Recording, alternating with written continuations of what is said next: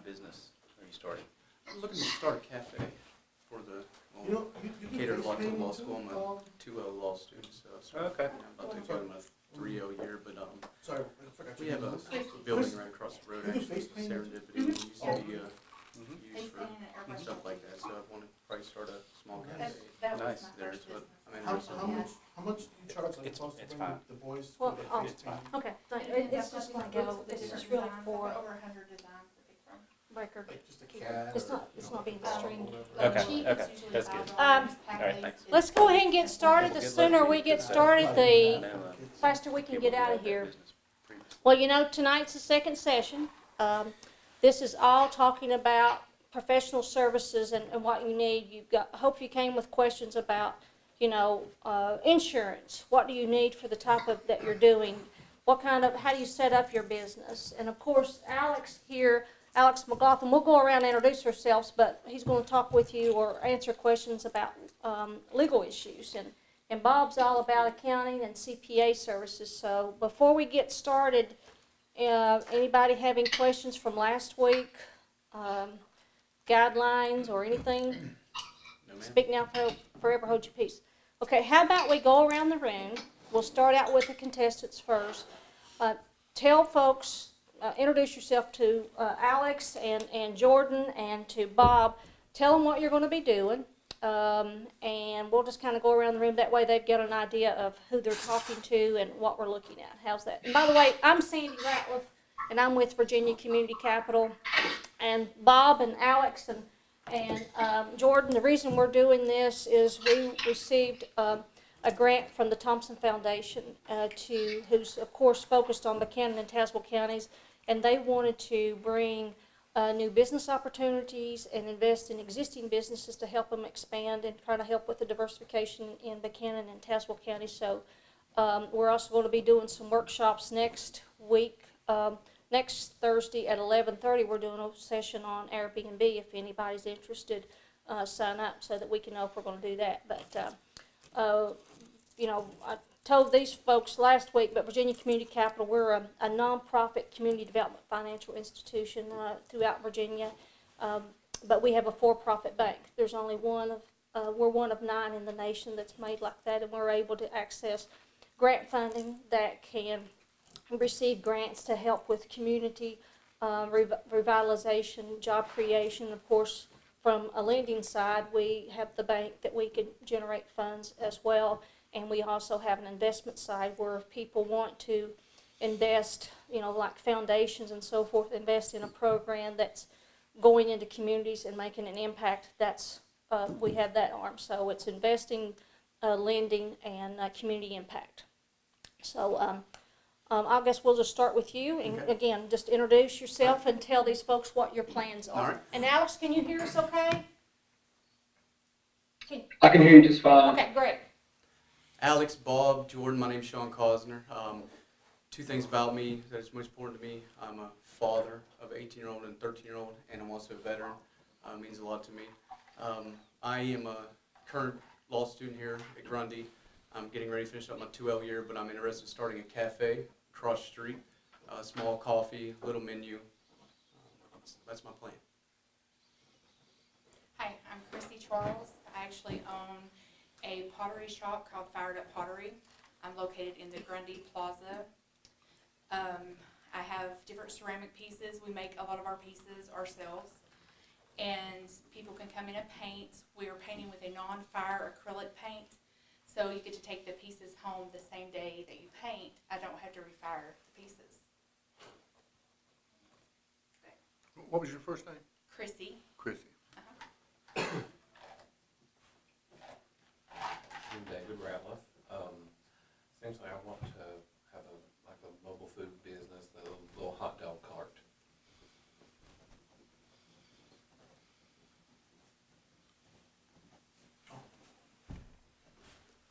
Bob, Alex, and Jordan. My name is Manuel Ponce, and I would like to start a step van food truck. I have designs, I have plans. I even busted out the old plans I had from 2013 and posted them on Facebook. But I do have new renders. I have like 10 new renders of what I want. I also just passed the Serve Safe exam, and I also became a proctor. So in case somebody wants to become a manager, you probably have to go through me in order to pass that test.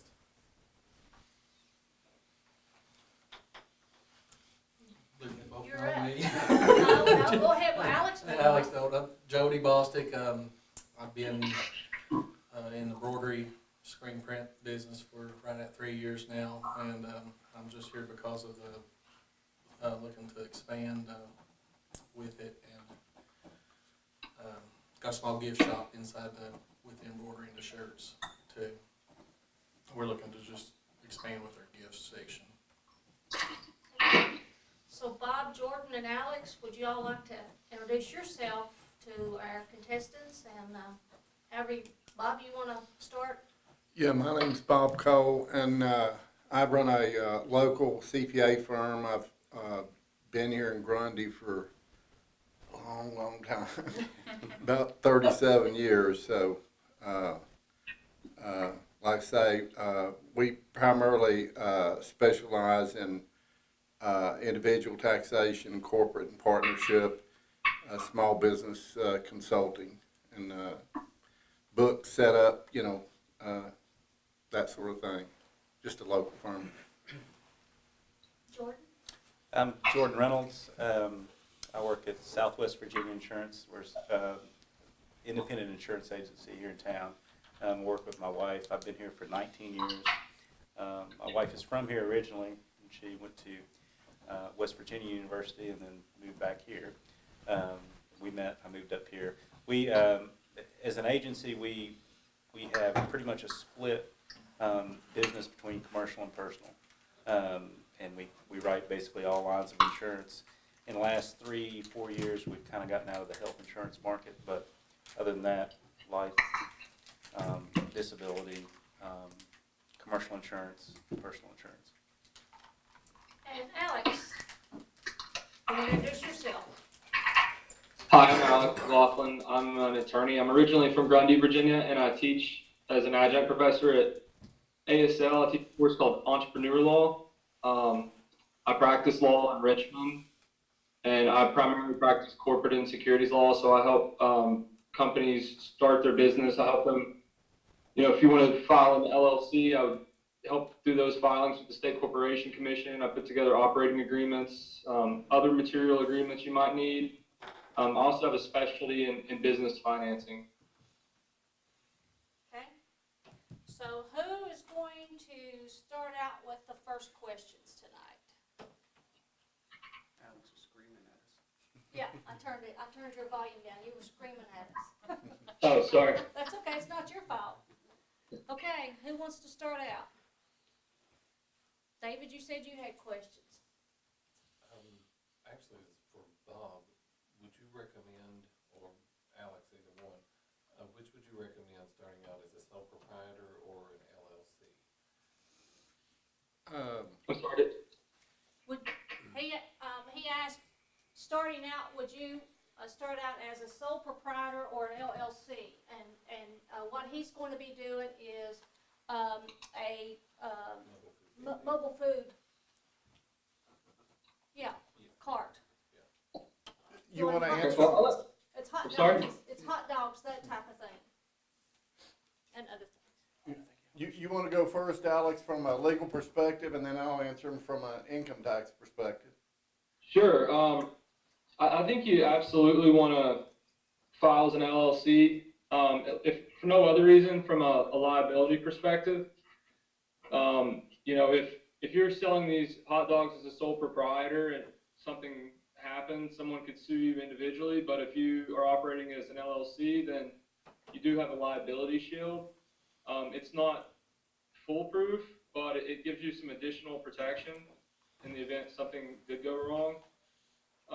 Also, there are some other issues of being a sole proprietor, such as, if God forbid something were to happen to you, your business would cease existing. But if you had it in an LLC, then its corporate existence would continue. So you could pass that on to a family member. It can be easier to get financing often if you're an LLC, and also easier to bring on partners. So I would definitely suggest you do an LLC. As a single member, it would be pretty easy. You just have to do a simple filing with the State Corporation Commission and probably put together a very simple operating agreement to take your liability down to zero. Yeah, I agree 100% with what Alex is saying. From a legal standpoint, you get the protection. From a tax standpoint, the filings you'll do will be identical. In other words, with a sole proprietorship or a sole member LLC, which is what Alex is referring to, they both go on your personal return on Schedule C. So you don't have any extra expenses of filing a partnership return or a corporate return or anything like that. And you get the benefit of the legal protection. So I would agree that doing it starting out as an LLC is probably best. The other problem you run into, a lot of times people, because of money reasons, will start a business a certain way, say a sole proprietorship or so forth, and then as they grow, sometimes it's expensive to change the type of business you're running because, you know, if you've got federal ID numbers, you've had wages and paid employees, now you want to change, you got to go through all that process again. So generally, I would agree to answer your question, you start straight out as a sole member LLC. But is it possible to change if you want to? Absolutely. The other benefit of a sole member LLC, or you could start out. Some people, they like a corporate structure, and you could start out probably for under the current corporate structure. I would recommend like an S corporation, and what it does, the income flows through to your personal return, so you only get taxed once, unlike a regular corporation. Some people like S corps. Probably the businesses I do is probably 60% S corps because they're from older, years ago. That's just how they were structured. The LLCs, they probably could become popular, in the last 10 years, Alex, the LLCs? Yeah, LLCs only first came into existence in the 70s and probably really widespread use probably sometime in the 90s to early 2000s. And for many businesses, they're the form of choice. For years, they had been for startup businesses, with perhaps the exception of companies that were planning on really high growth and maybe thought they might list on a public exchange. However, I have heard a lot of at least academic discussion about new companies filing as C Corps now just because they have lowered the tax rates, but I haven't seen that in my practice. People are still, smaller businesses are typically still forming as an LLC, and then either as a disregarded entity or maybe, making an election, but usually LLC is the form they take. Yeah, and I would agree with that also. To answer your question, you can change. In other words, if you start out as a sole proprietor and then you decide, well, I really would like to have some protection, so you form yourself as an LLC, you could do that. Then if the LLC decides it wants to be a corporation, the IRS has made it easy that you can check the box and elect, I want to be treated like an S corporation. And you file your S corporation form, and so they've made it kind of easy as far as the type of business you act under. But you can change, yeah. Did you have a comment or? I had a couple questions, Alex. Maybe you're in a bigger city, Richmond. You've probably seen food trucks out there. The ones with the fancy logos on them and all that. Like in Chicago, they got maybe 1,000 food trucks out there. I was going to ask, what's your protection in case you go to a festival and they got 10 food trucks and carts, and I guess you're stealing all their competition or hungry people, and somebody will make a false claim on you and say you gave them food poisoning, and then you have to go to court. How would you protect yourself on that? Insurance. That's kind of a difficult Good question. answer, Jordan. I think, Thank you. But you're saying, so just to get the hypothetical straight, that you didn't give them food poisoning, but they're Right. falsely claiming that? I was falsely claimed, and just to get you out of there because you're stealing all their paying customers, they want you out of there because you're stealing all the fun and you're stealing all their money. So somebody will come by and make a false claim on you that they got food poisoning from you. Yeah, well, I think probably if you're working at a big festival, you're going to have some sort of an agreement with the festival promoter, and it will probably spell out the terms of your ability to stay there. And so it would cover a situation such as this where maybe someone complained that, they felt ill from your food. So, certainly anytime you're entering into a commercial transaction with someone, if it's a simple form, you might be able to read it yourself, but, the longer and more complicated it gets, it's always, it's self-serving for me to say, but it's always good to, have an attorney review it for you and give you feedback on what it says. Maybe it's a situation where there isn't an agreement, though. Maybe someone just asks you to come and you have an oral agreement, and, they ask you to leave. And, that could get into a little bit more of a complicated situation where maybe you've bought a lot of inventory expecting to sell it, and on the first day of a 5-day music festival, they've asked you to leave because there's been a report that someone was sick at the music festival. And, that would sort of get more into litigation than my transactional practice. There'd be a matter of evidence, obviously. Is there objective evidence that people actually did get sick? I think another issue would be whether they were sick or not, was the promoter, in the absence of a contract, justified in asking you to leave? But I would think, you would probably have some sort of a claim for lost profits under an oral contract theory. You definitely have some things there going in your favor, but you'd probably be looking more at like a litigation situation than pointing to a contract in an oral contract situation to try to justify your rights to stay. Oh, thank you.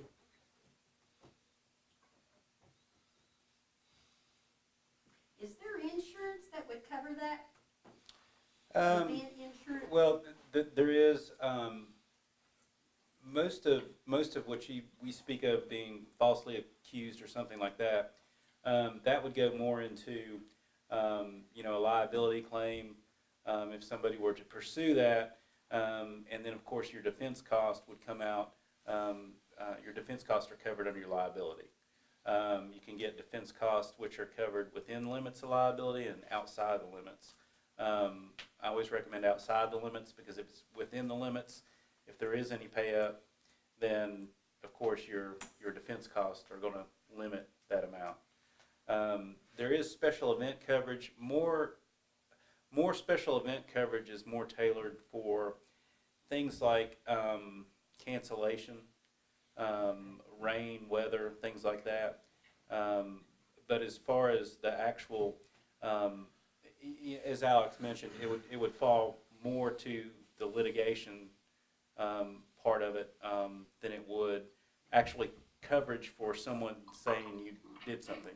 In other words, there would have to be a claim filed on the insurance, because he or she accused you of food poisoning. They got the Hershey squirts because of me. Right. And that's where the insurance would step in and cover your defense cost. Right. However, from a lost wage, lost revenue standpoint, that would be more of a litigation thing. And contractually, depending on how it was spelled out within your contract with the facility or festival. And if I could jump back in for just one moment, I think actually, if you thought you were going to be doing a lot of festivals, it could be a good idea for you to have your own form, that if someone asks you to come to a music festival or something and they don't have a form they're asking you to sign and they say they're not intending on using them, it could be a good opportunity for you to have just a concise, fair and reasonable form that protects you and addresses some of these concerns you might have before you go and spend money on inventory, and plan to be somewhere for an extended period of time, so that you have the comfort, that you're protected as well as you can be going into this situation. Would, like, the cart manufacturers or the food truck manufacturers be a good source to look for drafts of those, you know, forms? You think? I would look to caterers or restaurateurs to try to get some kind of form like that. You probably need to. Let me ask you a question, Jordan. In answer to his question, if because he's already in the business of running a food truck, he may be here today and over here next week. Would a general liability policy cover wherever he's at? In other words, he doesn't have to have anything special for a fire or anything. I mean, that's a question. I'm asking as a question. Would it cover him anywhere? Yeah. Yes. Yeah, general liability coverage is on the standard ISO form for general liability is worldwide coverage. Does that cover a lawsuit for you poisoned me with your food? Is that part of that coverage? Yes, it is. Okay. Because basically, general liability and liability in general comes down to property damage and bodily injury. Okay. So, I mean, and it's by policy period. So even if it goes, you know, as long as it's within the statute of limitations, I guess, Alex, you can comment on that. But, you know, as long as what happened when it happened during the policy period, then your policy should respond. And that's an occurrence policy. There's claims made policies, which are for mostly designed for professional liability, which is a little different. But as far as all your businesses are concerned, it would be general liability, and it would fall on the occurrence form.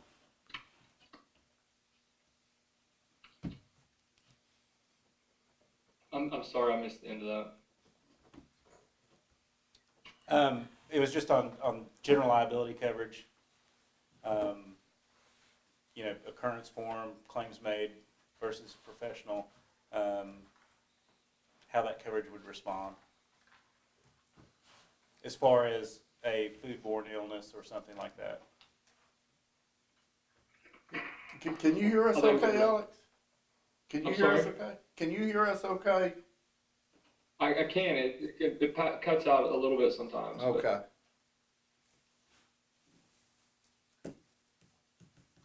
Yeah, I'm sorry. I still don't think I'm grasping the question. My question to Jordan was Emmanuel that he's running a food truck, and he may be selling here today and there next week. He may be at a carnival or a fair or wherever. And my question to Jordan was, if he's got general liability insurance, does that pretty much cover him wherever he goes and whatever he's doing? I mean, from a contract perspective, I think it would be contract driven. You know, probably depending on the way the insurance contract is written. It's a highly regulated industry. But that's what I would look to, would be your binder. In other words, if the insurance is on place of. Yeah. Yeah, and basically that, to respond to Bob's question, you know, it's basically, you know, worldwide coverage as far as operations. You've got a designated premises, but if it's a mobile unit, then of course it's going to cover anywhere. Yeah. Okay. Also, I got another question. I did a lot of research and some trying to open up a food truck, so I'm doing a lot of research. And I noticed that some festivals have their own inspectors, but generally your truck has to be inspected every 3 months. So whenever you go to a festival, they have their own inspectors. They'll go in there and inspect your truck. Make sure you have a three sink system. Make sure you have a sanitizing area. They'll make sure you have a cutting station, a heating station. They'll even bring out a thermal temperature gauge. They'll make sure that your refrigerators are at 41 degrees and that your hottest, your minimum heat would be 135. So my question is, it might not be too familiar with right now, but I'm just saying, and if they want to charge you, they might want to charge extra for that, or should you tell them already that you already had it inspected, or should you just go ahead and comply with them because you want to be in that festival, make $1,000 or $2,000, whatever the amount you're going to make. My only question is that should we keep their inspectors credible? might not be tax related. I'm sorry, it might not be tax related or Or I think sort of what you're getting at is maybe almost business related. You know, someone is part of their agreement to let you service their festival. They might say, well, you know, we built up a reputation here at Bonnaroo, let's say, and you know, maybe we had an incident 10 years ago where somebody got sick, and so we want to send in this inspector and check all the food trucks out, you know, before they're permitted to stay here, and we're going to charge you a fee for that. You know, you don't have to submit to that, but if you don't submit to it, then, you know, they don't have to let you participate at their festival, perhaps. So I think that's really more of a business decision for you. You may be able to negotiate that, probably not, given, you know, the larger the festival, probably the less bargaining power you're going to have. But that's probably my gut on that, is that just be a business decision for you, whether or not you want to comply with that term. And that would probably be something that would be in the contract, I would think, you know, outlining what the requirements were.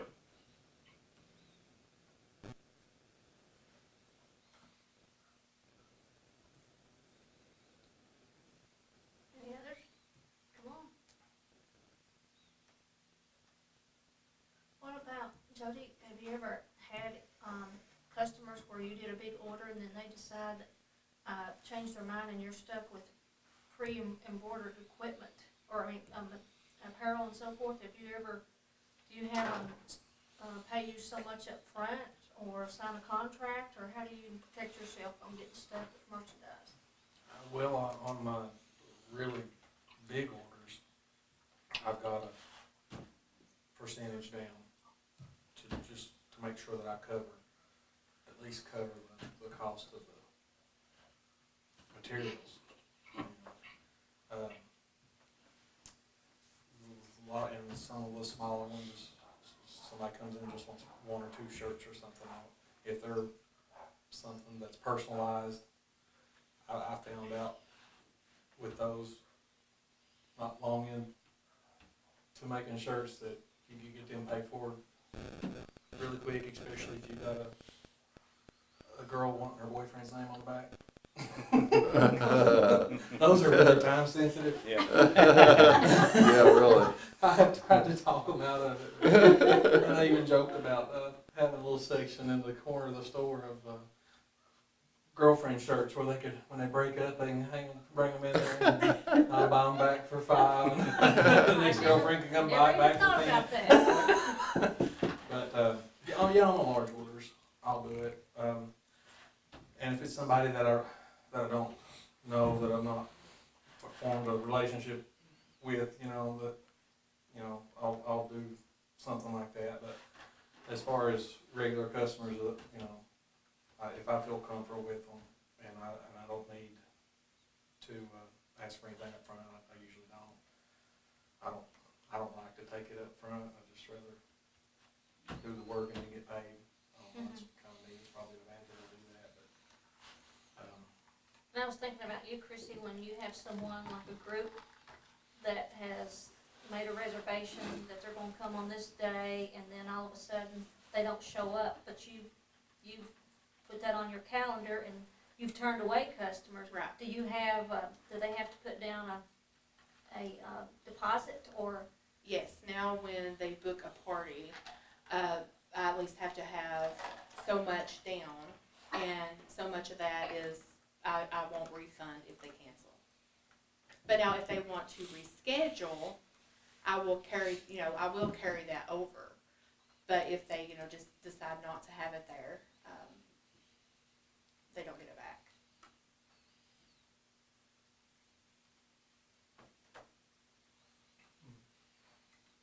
Sean, I'm sorry. I just got one final question.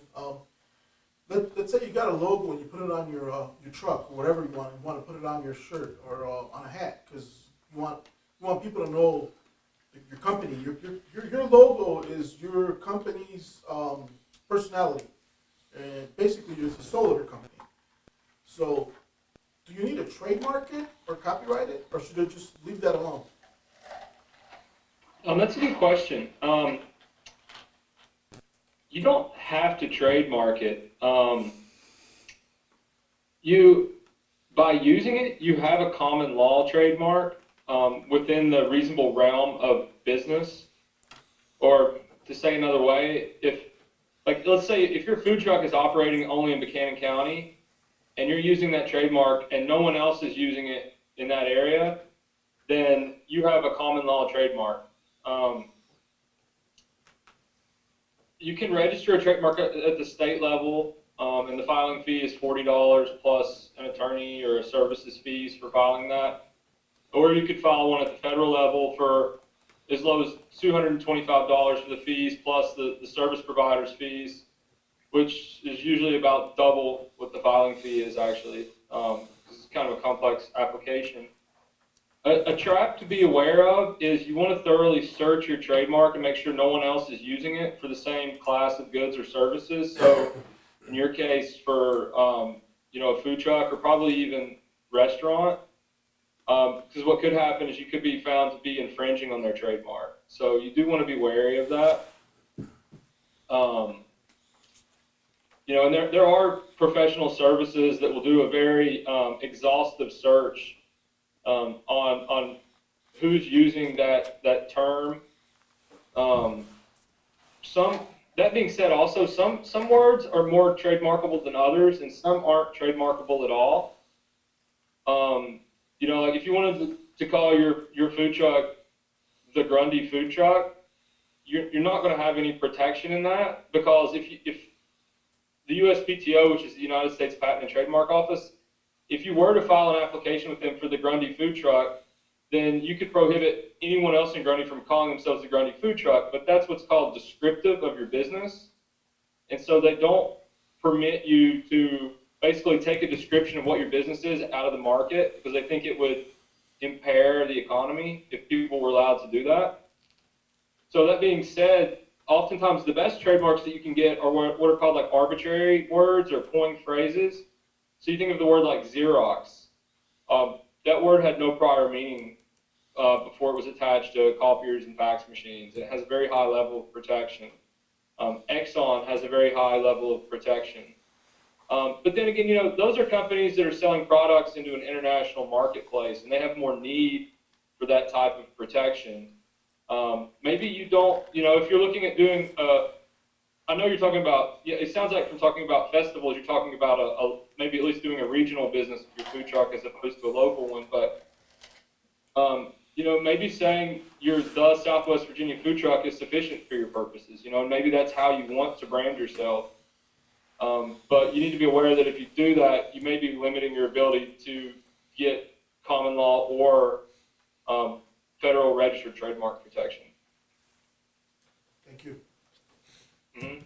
And David, you've not officially named your business, have you? I'm not registered. No. Yeah, because that's something you'll need to check to make sure that name is not being used by anybody else. Are you going to use the same name of? No, probably not. I haven't figured that out yet, what I really want to do. Probably incorporate something within the community name so it's recognizable by Grundy. I think that's important. Now, are you going in for the, what was it called? Serendipity? Yeah, Serendipity. Yes, sir. That's what All I'm right, looking at. cool. Let me know. I'll come down and eat. All right. I miss that place. One less choice. Yeah, one less. That's right. Sean, you have any? Actually had a chance to speak with Mr. McLaughlin, was it Monday? So It was. yeah, I spoke to him Monday for a good bit, and I have a way to communicate with him if I have questions. I do have a question for Jordan. The level of insurance that I'm going to need to run a small cafe, how expensive is that? What am I looking at? It depends on, a lot of it depends on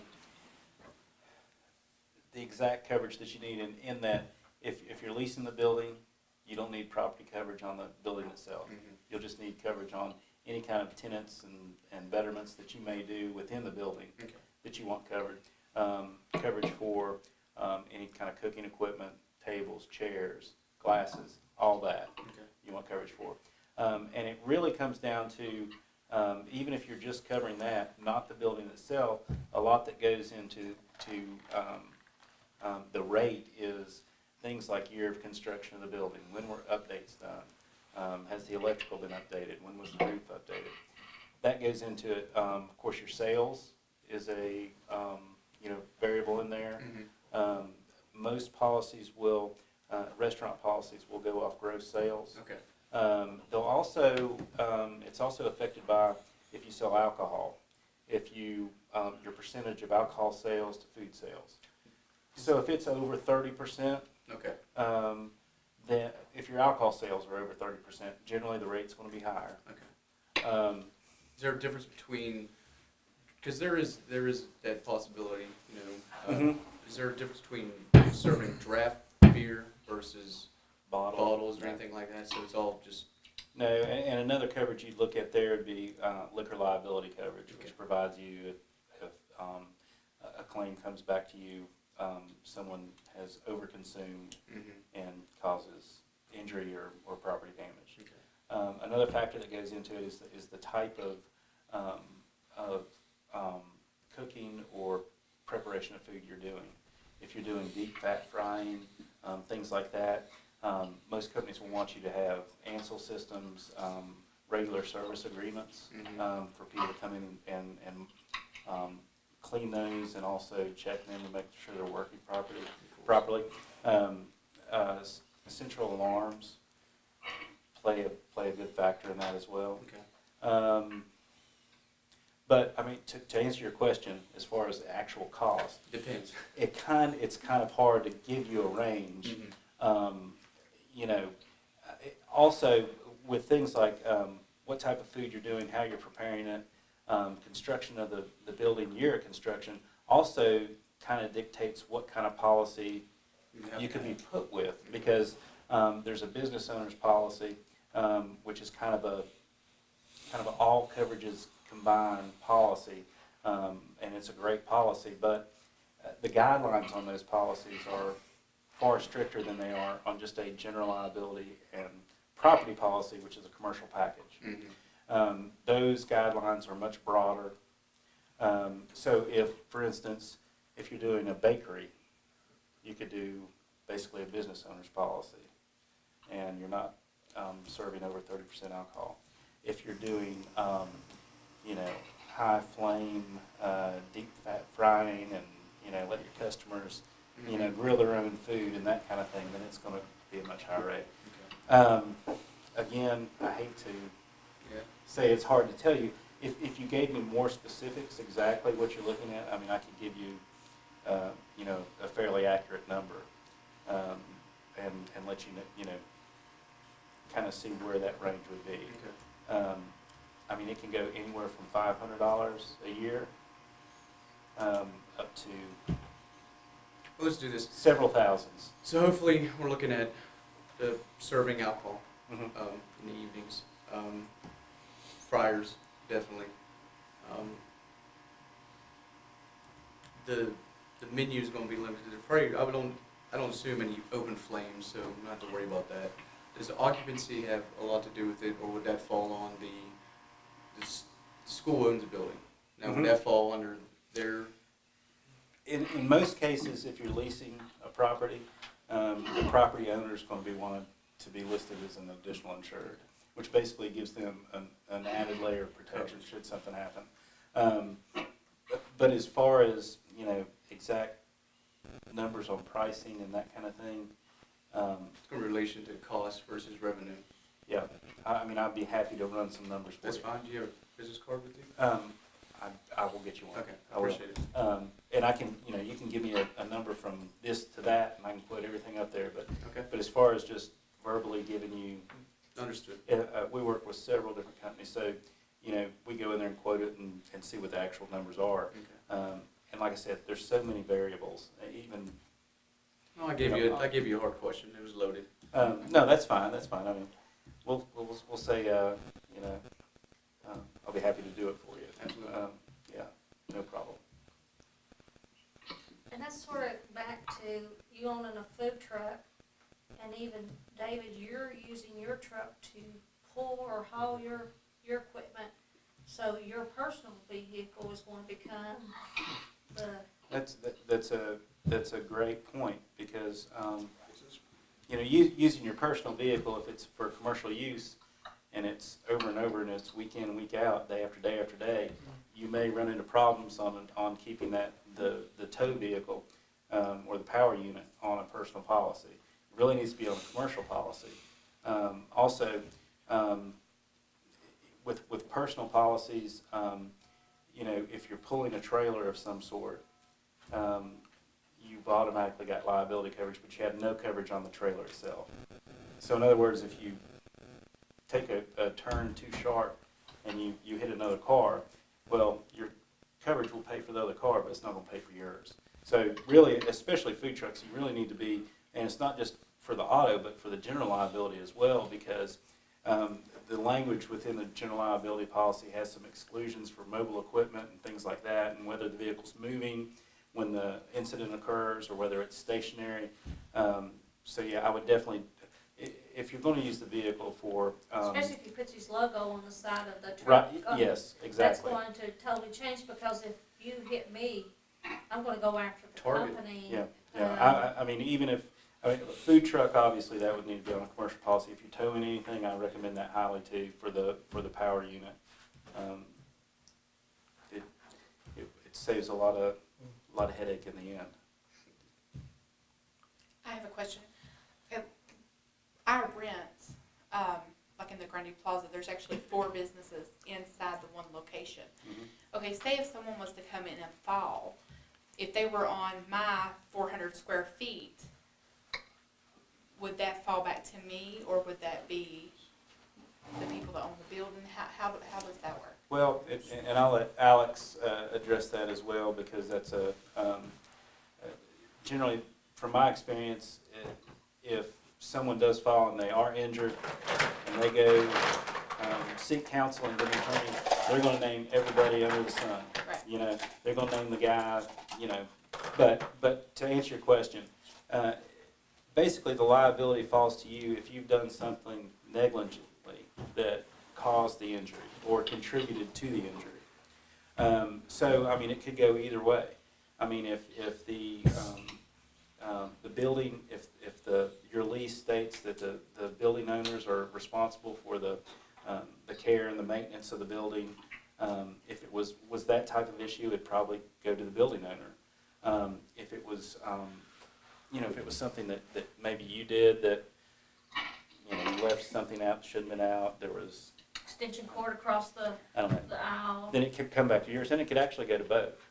I mean, it would go to, you know, be litigated, and then, but I mean, your policy is going to respond, you know, with defense cost, and then also, if you are liable, then that's when your policy would respond, and then of course, your insurance company may subrogate with the building owner's insurance, and vice versa. So, but Alex, I'll let you address that as far as where that may go. Yeah, I will. That's a really good question. And you know, again, this falls more in like to personal injury law than just strictly transactional law that I do. But as far as premises liability goes, I think you've raised an interesting question about how the liability would be apportioned, you know, when you share an open space. You know, I certainly think if they were to have a fall on the space that was allocated to you, it would look a lot worse for you than if they fell on a space that wasn't allocated to you, but it was one of the other business owner's space. You know, that being said, anyone could sue anyone. You know, even if it's in bad faith, it can't happen. It doesn't mean they're going to win, but you know, that is always a possibility. And sort of to circle back to an earlier question about sole proprietor versus LLC, you know, if you're operating your business as a sole proprietor, then, you know, they would be suing you individually and coming after your assets individually. But if you had your business held in an LLC, it would be a separate entity distinguishable from you. You know, you could even sign your lease in the name of the LLC. And so, you know, whereas they could still attach your name to a complaint in court, you know, even if, someone was found to be at fault, it seems like it'd probably be more likely to be the LLC than not, so you would have that liability shield there to protect you.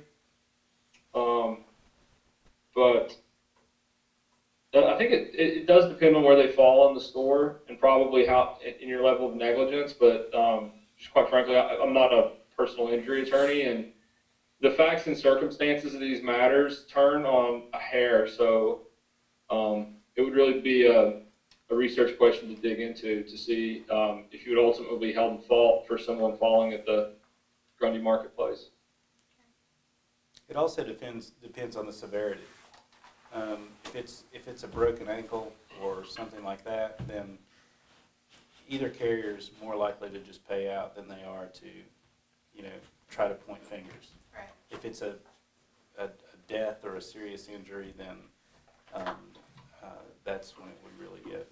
Right. And I mean, kind of the same way, like if they was to fall coming through the door, but yet they're coming to my shop to paint, well, am I the one responsible, or they tripped over the rug coming in? You know what I'm saying? Yeah, and I would look at your lease too, because it should dictate in your lease who's responsible for what areas. Okay. And most common areas are going to be the responsibility of the building owner. And then, of course, the space that you lease may have some exclusions, as far as their responsibility to the space you lease. So you may want to look at that.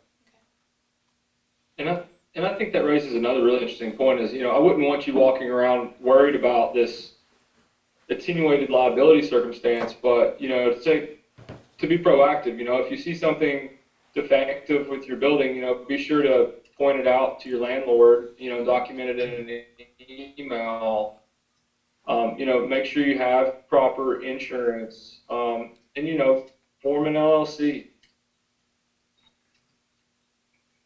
That's an interesting question, because what I noticed is that she rents, she leases it. So normally, in a similar situation, a friend of mine in Chicago, he has his own restaurant, and he's leasing it. He doesn't own the restaurant. I mean, he doesn't own the building. He owns the restaurant, yeah, but not the building. And he complained to the owner of the building, hey, you know what? The outside pavement's all messed up. You gotta get City of Chicago to fix it. Somebody out there was walking or something, and they slipped with their shoes and broke their leg. They wanted to sue him. Mm-hmm. Just because it's in front of his restaurant. They want to sue him. Mm-hmm. And he was in legal battle with City of Chicago on him for like a year. And I was like, man, Yeah. wow. And he spent a lot of his money, like a big chunk of change on lawyers, because, lawyers ain't cheap. And he wound up winning, but he didn't win anything. Hey, yeah.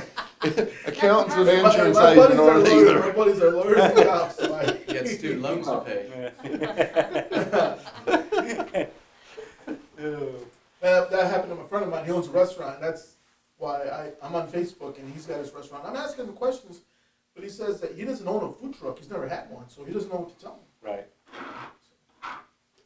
Switching gears, what are you all using for point of sale, and how are you keeping your records? Do you I have QuickBooks myself. and then, that automatically want to sell, it automatically goes right into your QuickBooks? Yes. How do you do it? Shopkeep. He keeps track of all the sales and everything. Is it a graphic design software like Shopkeep? Shopkeep's what? Or who it's? It's like a cash register and all. Yeah, it's all in a system, all together. So at the end of the year or at any quarter, you can go and see how much your sales were Yeah. and cash on hand and all that kind of Yeah, stuff. it keeps track of all that. Bob, I had a question. When I used to own a construction company, and we use Master Builder, so it'd be our estimating software, and it's connected with our payroll and everything. What's the common software, accounting software people use for restaurants? QuickBooks or? QuickBooks has probably become one of the most popular softwares out there, mainly because, one, it's very user-friendly. Two, at least up till now, it's not been terribly expensive. And three, it can do a lot of the stuff that your real high-priced software can do, such as job costing, and you do payroll, just about, you know, inventory. You use it for point of sale, which is really good. Yes. So, I like it for inventory also. Yeah. That's what I was considering. Now, when I would say tax season comes around, I gotta come see you. Does it give you the reports that you need? Is it easy for you? well, it's easier than coming in with a paper bag full of receipts. You know what I'm saying? I mean, but what we do. Well, I'm trying to save money. I don't want you to dig through stuff that I can do. I hear you. Not everybody's come to that realization. Well, I'm sure Alex will tell you. You want a lot of work? I'll bill you. Yeah, that's exactly the way it works. Generally what we do, if we've got customers using QuickBooks, we have them bring us a backup. Okay. And then we load it, and then we can extract, make adjustments, whatever, get it to where it should be. In other words, you may have inventory adjustments that need to be posted. You may have payables or whatever. And once we get it finished, we give it back to you with the adjustments with your backup back. Okay. So yeah, it's a lot more efficient. But I would recommend QuickBooks. We've used different software over the years. We've used proprietary software, Peachtree, which is, you know, decent software. But the bulk of the customers I serve use QuickBooks. Okay. It's really, really popular. And you can even get QuickBooks online too, there's 2 different versions of it. They do. I have my, I don't care that much about the QuickBooks Online. It's limited in a lot of what you do. And a lot of it is fee structured. You pay, you know. So that's why we're here, he's That's here. Yeah. I like the desktop version. Well, I like using software that I don't need internet to have access to. Right. But now some people, you know, if it's not a real complicated set of books, like using the online version, because if you've got your accountant or someone else that you need to look at, then they can just log into it, and you know, if you need to fix something. So it has its conveniences, but it's not nearly as powerful as the desktop version. Okay. Now, is the corporate structure going to affect my ability to use QuickBooks, or is that not even an issue? They can handle. What you mean, like if you're incorporated? Yes, sir. Oh yeah, no, it doesn't matter if you're a sole proprietor, LLC, partnership, corporation, nonprofit. It will handle it. You know, and you know, I mean, and that's a good question as far as you know, what type of books, you know, what kind of system you know you want to use, but. And I know some of you are already operating your businesses, and you had mentioned a business plan earlier. You know, for those of you, especially you, is it Sean? Yes, sir. In doing your business plan, like questions like you had of Jordan, that's stuff you need to know up front. How much is my insurance going to be? What am I going to pay for my accounting system, my lawyer, my accountant? Because you want to factor all that in. I know you probably went through it in your business planning sessions, because you want to get to, you know, how much rent am I going to pay? You need to find what your break-even point is.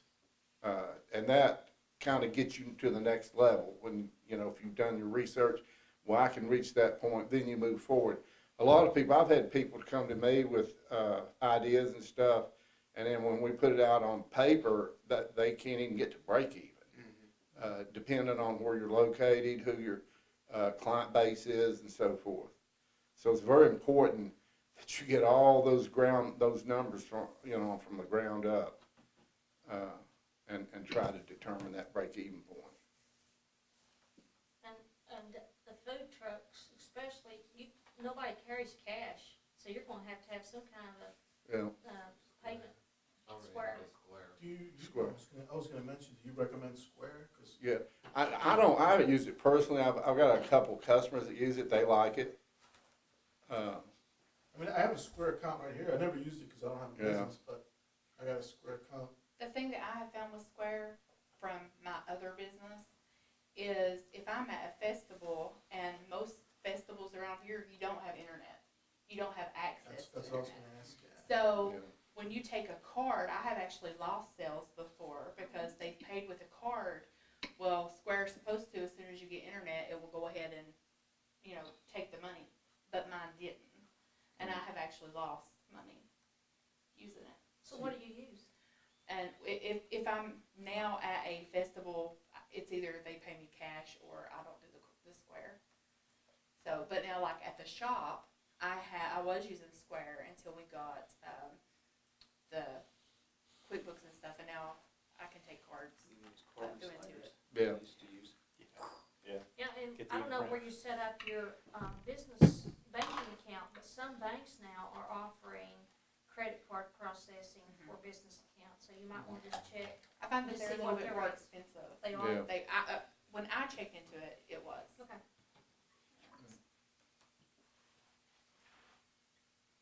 The old days of cash only are kind of going by the wayside, aren't they? Yeah. I mean, everything's plastic anymore, not even plastic, you just flash your phone and. And I, you know, this is before Amazon came out, true story, before Amazon came out. I came up with an idea, this is back in 96, 97. I worked for Midway Games, and I don't know if anybody here is into video games, but I worked at Midway Games in Chicago, right on California.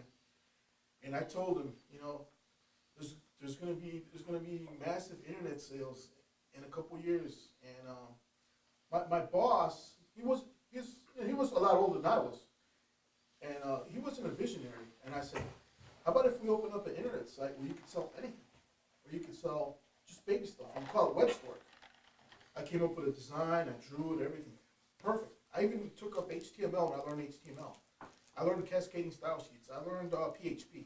I learned everything on my own. Came up with a website, and he kind of lost interest, and nothing ever happened. And I told my wife the other day, you know, if we could have been billionaires right now, not millionaires, billionaires, if my boss would have kept it. And I even texted him. I said, see what happens with web store and Amazon? Yeah. And he was telling me, I know. I'm kicking myself in the pants every day. You know? Any other questions? Billionaire. This is your time. These guys, On a side note, and this isn't really an accounting piece, but my wife has some good friends who have several restaurants, and they opened one in Bristol not long ago, and we went to their opening or whatever, and it was really neat because the owner was showing me just on his phone how he can actually track sales real time. It's amazing. I mean, he could see exactly what was running through the bar, you know, what was cashed out and everything just right there on his phone. It's just so amazing. Yeah. speaking of insurance, and that made me think, with, especially for Sean and Jody, and I don't even know if you can, but do you suggest security systems? And was that part of when you're looking at the policy and the price, are you factoring in, do they have a good security system? The security system does give a credit on basically all policies, if it's, as long as it's monitored. You know, if it's a monitored system that, you know, calls out or something like that, then yeah, it does give a discount. And I recommend it for that, or your home, or whatever, just for peace of mind. But, Yeah, and I can see everything's happening at my house. Well, I do too. I have one at the shop, and I can view it, and it lets me know if there's movement, anything, it will let me know. And I can see, Sean, when you've got trucks coming and making deliveries and so forth, there's so many reasons why you ought to factor that in your cost is sometimes security I mean, system. and another thing too, I mean, as far as security systems, camera systems are really good to have. That's just my personal opinion. From a professional standpoint, it would also help on fraudulent claims, things like that. But What kind of system? Camera systems, Okay, yeah, not just a triggered system Yeah, that's by. what I meant when I said security, I just motion or- automatically think cameras. Yeah. But even the non-camera systems where it's motion or fire, smoke, heat, that will give you a credit on your policy.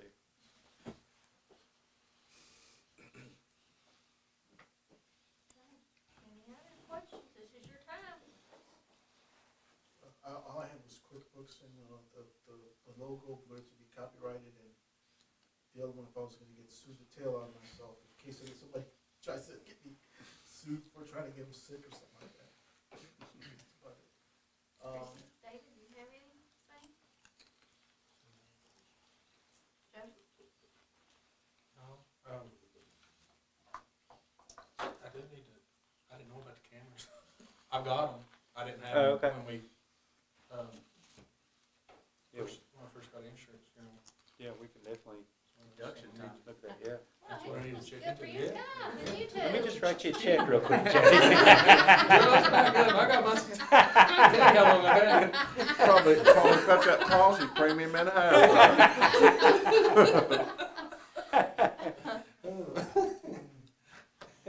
Okay, well, there's nothing else you can think of? No, I got all my questions answered. Good. Alex, I'll be in touch with you. I thank you, all three of you, for your time. I know you've got a lot on your plate, especially with tax time, Bob, and I appreciate you coming out and answering these folks' questions. And Thank you very much.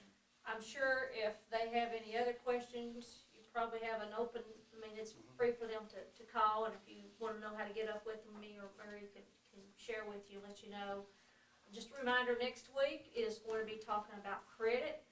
And how you look at a credit report and how do you prepare before you go seeking financing. And then it'll also focus on managing a business, things you need to think about. Not only what these gentlemen have shared, but some other things and growing sales and how you turn that sale into, or that lead into a transaction, some things. So, again, we'll say it every week. You've got that mentor list. We're here to help you. Don't wait till the night before your business plan's due to get that in. And when it comes business pitch time, if you want to practice or anything you want to do, you want to learn some tips, I'll be happy to help you. Or we've got from other workshops or business challenges that we've done, you can see some. I'll be happy to share those links with you if you'd like. I would like to see those. Okay, I'll send you those links. Just so you can see what others have done. Can I say something really Sure. quick? I just want to thank you guys for either already investing in our community or thinking of doing so. It's great to have new ideas, new businesses in this community. So I want to thank you all for either doing that already or considering doing so. And we know it's a scary proposition, but you already got points for doing it. Going forward, so. Yeah, I concur with what Jordan's saying. I think it is something great. I look forward to, if your hot dog cart's up by my office, make sure you stop by. The food truck, and it sounds like a lot of good ideas. Just stay at it. I'll email you my render of my truck, the way I have it looked. I mean, I have it, it's already rendered. I mean, it's already full color. Oh, really? If you leave me your email, I'll send it to you. Oh, cool. He's not too hard to find. I don't have any. No. I might have some in my truck. Well, If you don't anything you else? text me or I can text you. Again, I appreciate you all taking the time doing this. And Sorry about that. I guess we'll see each other next week.